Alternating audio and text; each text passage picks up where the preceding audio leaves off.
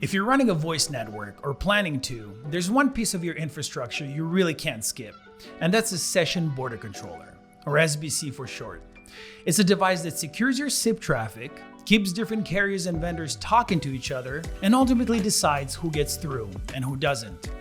In this video, I'll walk you through what an SBC actually is, what it does, and why the industry has largely shifted away from the proprietary hardware boxes of the past towards software you can run almost anywhere. At its core, a Session Border Controller sits at the boundary between two voice networks. That could be your network and a carrier buying SIP trunks from, your internal PBX and the open internet, or a contact center platform and the PSTN. Think of it as a high security checkpoint. It's a single point where every call is inspected for threats, translated for compatibility, and then safely handed off to the next network. Now, the thing that really sets an SBC apart from, say, a SIP proxy or a firewall is what we call a back-to-back user agent. In plain language, that means when a call comes in, the SBC fully terminates it rather than just forwarding the packets along, and then it opens a completely new session on the other side.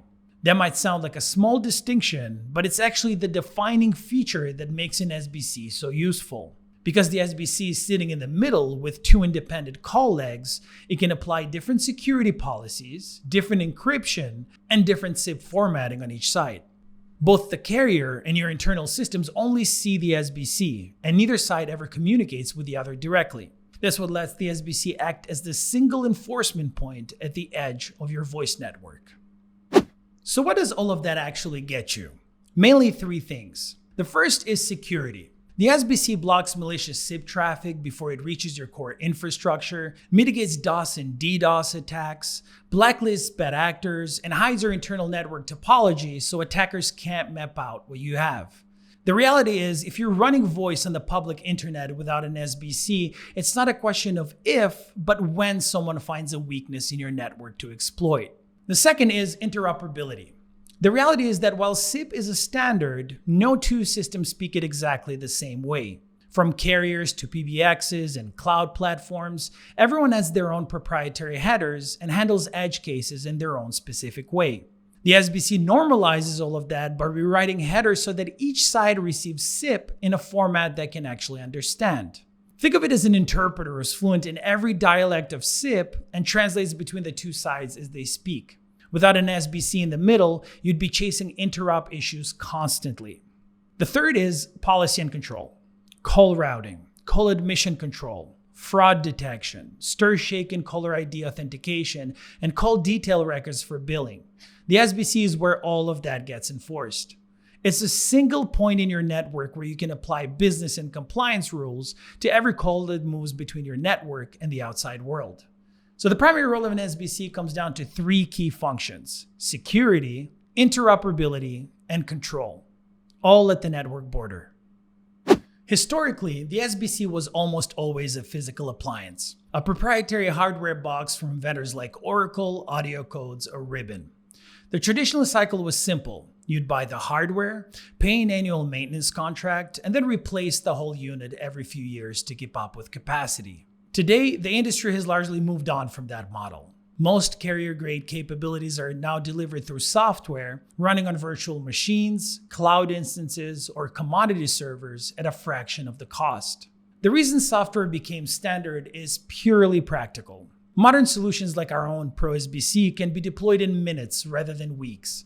They allow you to scale up or down based on your actual traffic, so you aren't paying for peak capacity you rarely use. Because they're software defined, they run on the platforms you already have, whether that's VMware, KVM, AWS, or Azure. It also means you can manage updates through your normal software pipelines rather than waiting for hardware firmware cycles that force long maintenance windows. While physical hardware still has its niche, particularly for extremely high-density transcoding or specific regulated environments, for the vast majority of new deployments, software is pretty much the standard.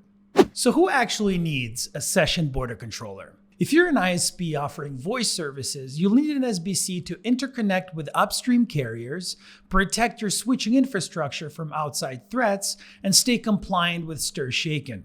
If you're a managed service provider delivering hosted voice or Microsoft Teams direct routing, the SBC is the central point where you would manage traffic, security, and per-tenant routing across all of your customers. If you're building a UCaaS or CCaaS platform, the SBC handles the carrier integration layer, so your team can focus on the application itself rather than on SIP plumbing.